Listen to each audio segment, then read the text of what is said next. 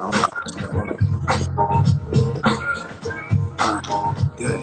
What's up, my guy? I'm chilling, man. Chilling. You know what it is, man. Chilling, man. Chilling. What's How you good with you? feeling How's everything today? going? How was your weekend? Oh man, blessed.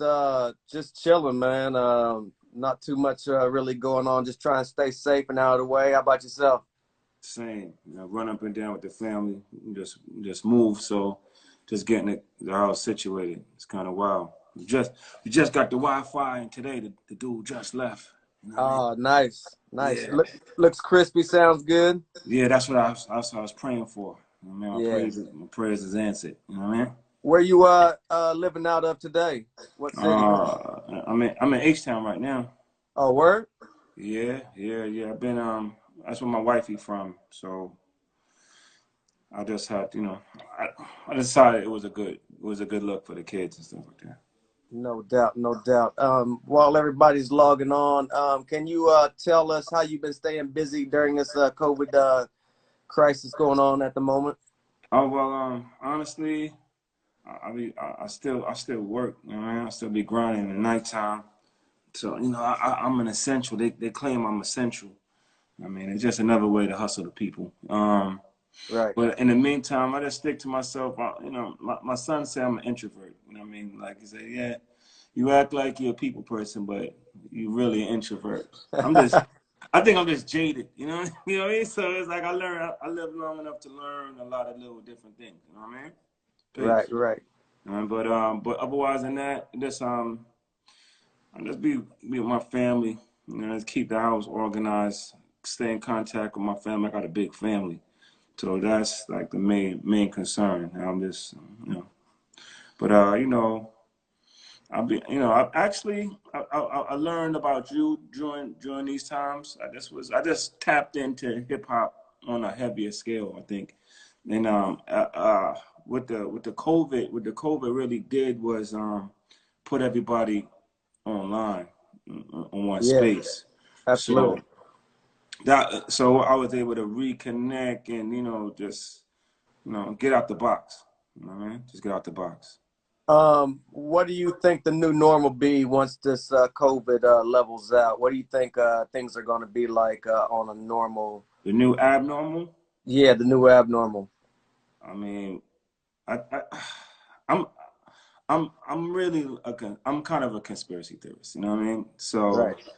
I'm just monitoring all the conspiracies, but I just think that we just being pushed into a different way of living.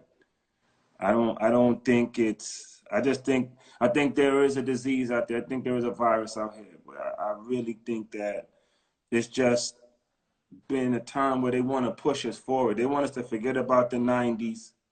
They want us to forget about all of that, and they want us to go someplace else. You know what I mean? So it's like more control. You know what I mean? More control, more in your pockets. We in a cashless society right now. We know it or not. Right. Um, so I'm just really watching it for the kids. I mean, I, I, I'm a Generation X person, so I lived to see what we always heard was going to happen.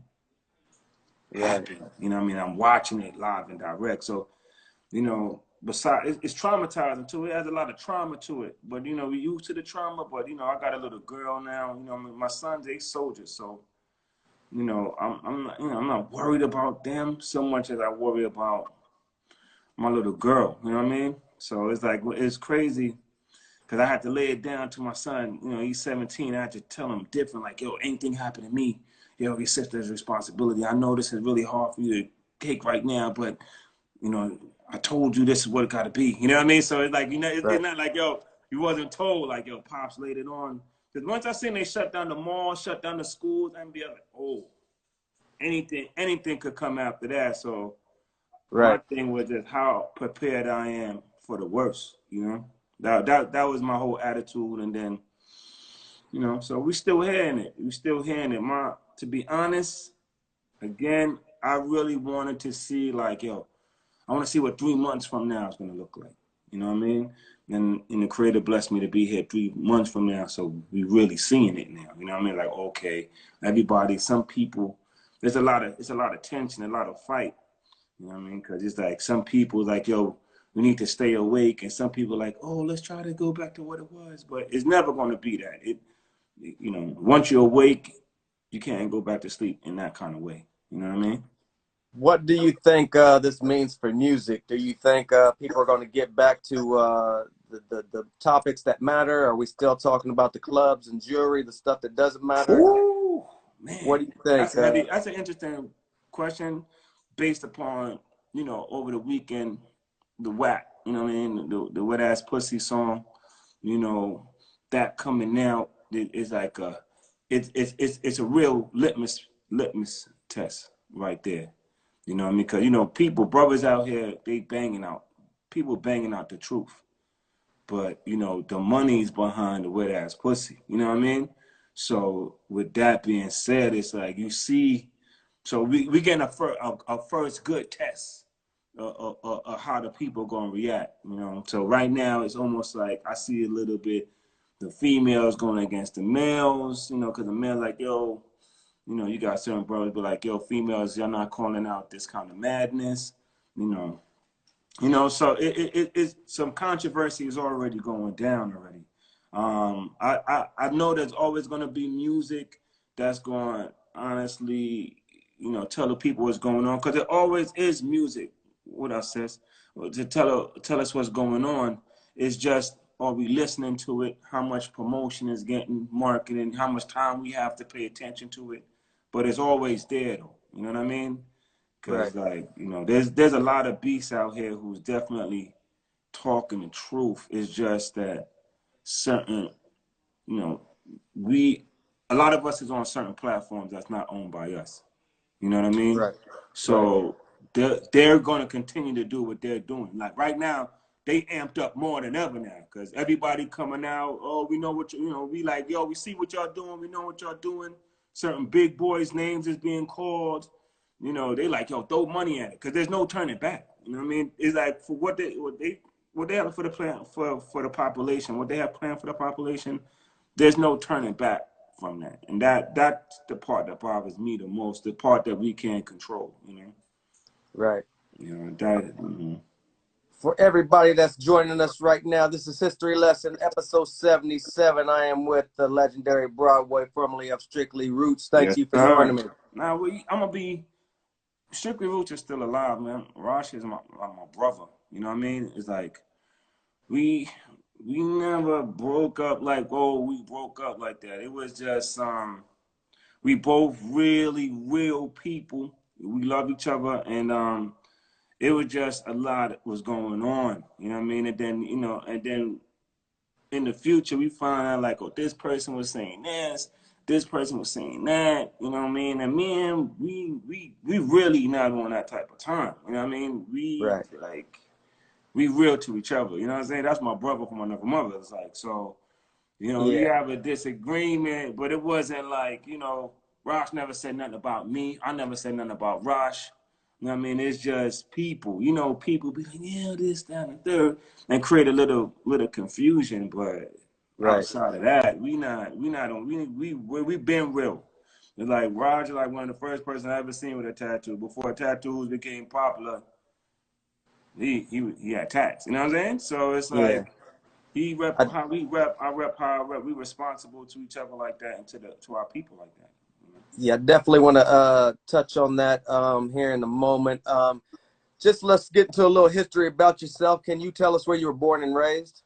I'm born in the Bronx. I'm from the Bronx, New York. But my parents is they both from Jamaica, so I'm what we classify as a Jamaican. You know what I mean? I'm a Jamaican, like one of the first Jamaicans.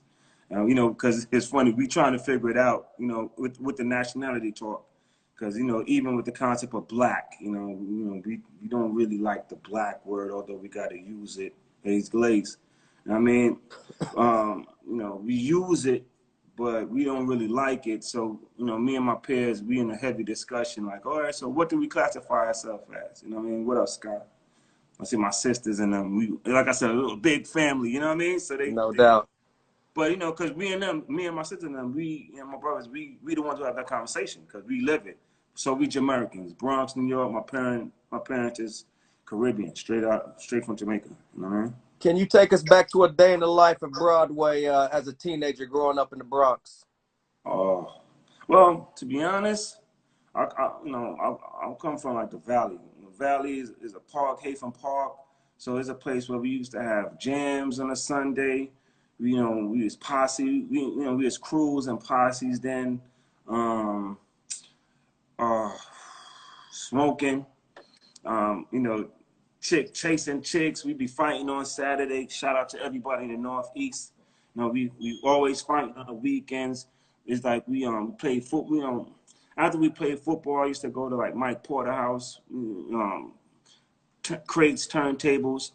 Everybody know me. I used to always have my backpack with my book of rhymes in it. Um, After I used to leave school, I used to go to the tailor shop because our brother Lennox, shout out to Lennox.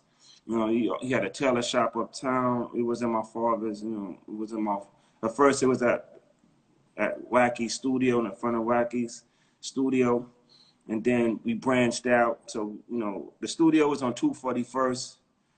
The Valley by Co-op City. So that's all northeast right there. So it's like, with that being said, if I wasn't in the Valley, I was on 241st. It's like, so I'm American Jamaican. You know what I mean? So I had the Valley, my American crew. You know what I mean? Me and Bonds, that's my cousin. Me and his brothers.